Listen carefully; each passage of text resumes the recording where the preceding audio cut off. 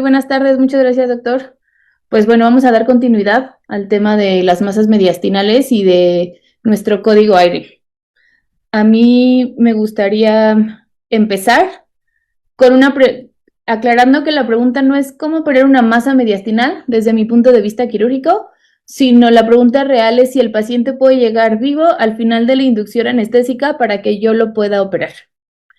Ese es el objetivo de lo que nosotros denominamos código aire. Si bien el código aire es una propuesta de algoritmo multidisciplinario e interdisciplinario para la identificación temprana de estos pacientes que tienen una masa mediastinal y que debido a esto tienen un riesgo de tener un colapso ventilatorio o cardiovascular, de tener deterioro hemodinámico y de que entonces el estado en el que llegó por el hecho de tratar de pasarlo a un procedimiento quirúrgico pues tenga el riesgo de empeorar, ¿no? Para esto es muy importante identificar que somos varias especialidades las que participamos en este código aire.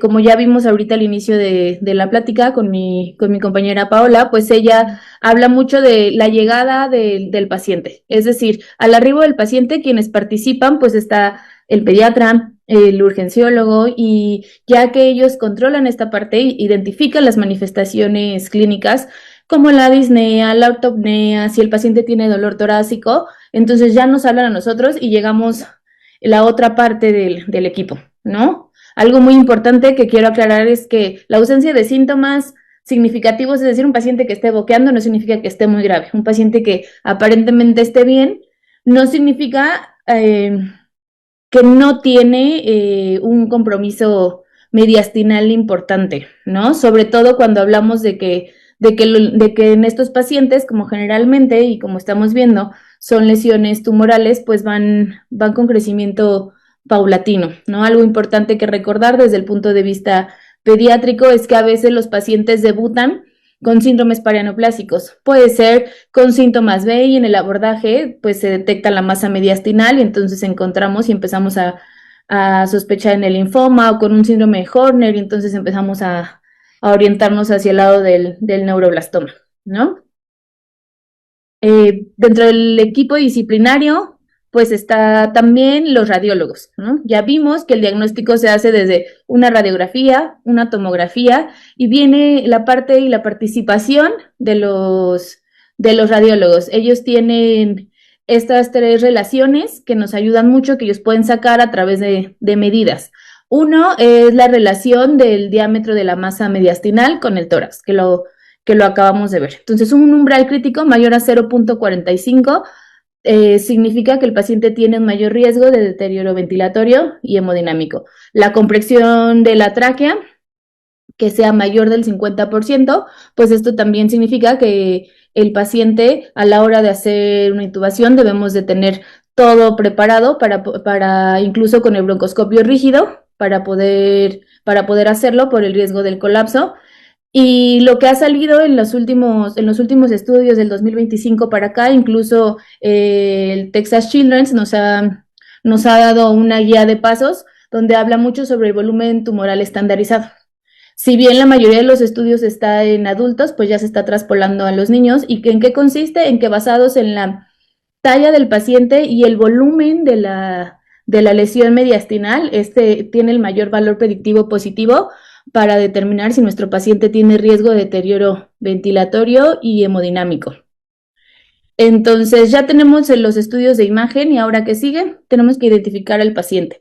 Cualquiera que tenga uno de estos tres criterios, ya sea síntomas respiratorios, compromiso anatómico severo o signos de compromiso vascular que van desde edema facial, todo lo que tiene que ver con un síndrome de vena cava superior, cualquiera de estos tres que esté afectado es un paciente de alto riesgo, ¿ok? Y bueno, ya sabemos que el paciente tiene una masa mediastinal y que es un paciente que tiene un alto riesgo de deterioro.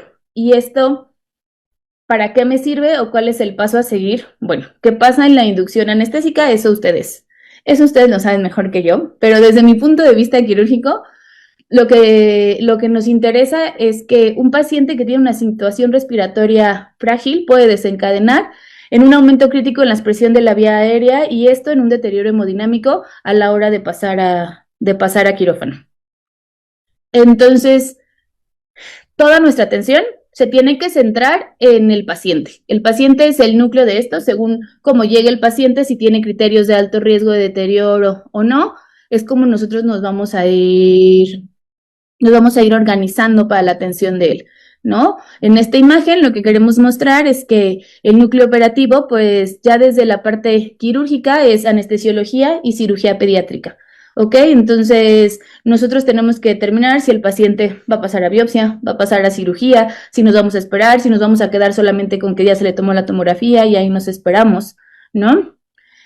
Tenemos que llamar al resto del equipo, desde los otorrinos, los neumólogos, ¿ok? El oncólogo, si estamos sospechando que se trata de una lesión maligna. Recordemos que en el lado de pediatría el 40% de las lesiones mediastinales van a ser malignas y en pacientes mayores de 6 años, más del 60% van a debutar con una lesión maligna.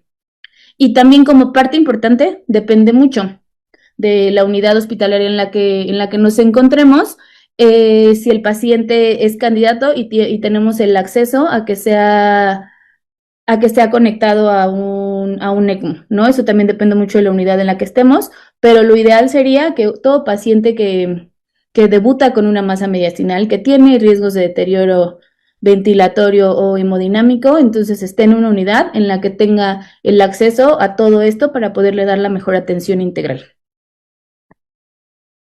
Y bueno, ¿qué necesita saber el anestesiólogo del cirujano cuando se trata de una masa mediastinal?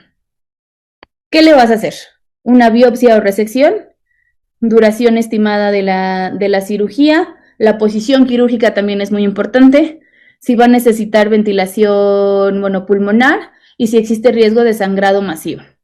Para este punto, yo ya identifiqué, ya revisé al paciente y sé si tiene a lo mejor un ganglio cervical, un ganglio axilar, entonces le voy a decir, oye, no necesito que lo duermas por completo, no necesito hacer una esternotomía para hacer el diagnóstico o para quitar de urgencia la lesión, a lo mejor una biopsia de un ganglio periférico con anestesia local, con una adecuada posición. Yo creo que eso va a ser lo más factible para el paciente y entonces ustedes nos dicen, ok, ese es el plan, o sabes que no, porque está muy chiquito, porque no va a cooperar y tenemos que dirigirnos hacia otro lado. ¿Qué necesito saber yo como cirujano? Que me diga mi anestesiólogo si tolera el decúbito, si existe riesgo de colapso de la vía aérea, para que yo también esté preparado junto con el equipo de otorrino para realizar la traqueostomía de urgencia en caso necesario, si va a mantener ventilación espontánea, si está disponible el broncoscopio rígido o no, si está también por ahí disponible neumología o no, y como comentaba, pues si hay disponible ECMO de rescate. Ya que identificamos esto, ya que nos pusimos de acuerdo, entonces viene la parte de la decisión anestésica, ¿no? Según el Texas Children, lo que dice es un paciente que está programado, idealmente programado, o que tiene que pasar a quirófano con una masa mediastinal, ya sea para resección o para hacer un diagnóstico etiológico, ¿es un paciente de alto riesgo o no? Si no, entonces lo que ellos sugieren es que se le puede dar anestesia general. Y si es un paciente de alto riesgo, entonces se tiene que considerar la biopsia bajo anestesia local, con sedación mínima, mantener siempre la ventilación espontánea, es decir, evitar presiones positivas y relajantes musculares que nos propicien el colapso de la vía aérea y mantener la posición de confort del paciente para que la masa no comprima todavía más las estructuras anatómicas de ahí del mediastino, ¿ok? Respecto al manejo quirúrgico, pues ya que determinamos si vamos a tomar una biopsia o si se va a hacer la resección, en la actualidad se hicieron estudios comparativos, tanto en niños como en adultos, para saber qué es lo ideal. Si se tiene que hacer una toracotomía abierta y esternotomía, o VATS, o sea, una cirugía por videoasistida, ¿ok? La lógica es la cirugía abierta es mejor porque entonces disminuye la presión y de urgencia una esternotomía, pero la realidad es que el VATS nos da un menor trauma quirúrgico, el VATS disminuye la estancia hospitalaria, tiene menor tasa de complicaciones, disminuye el riesgo de pérdida de sangre intraoperatoria, disminuye la necesidad de transfusiones.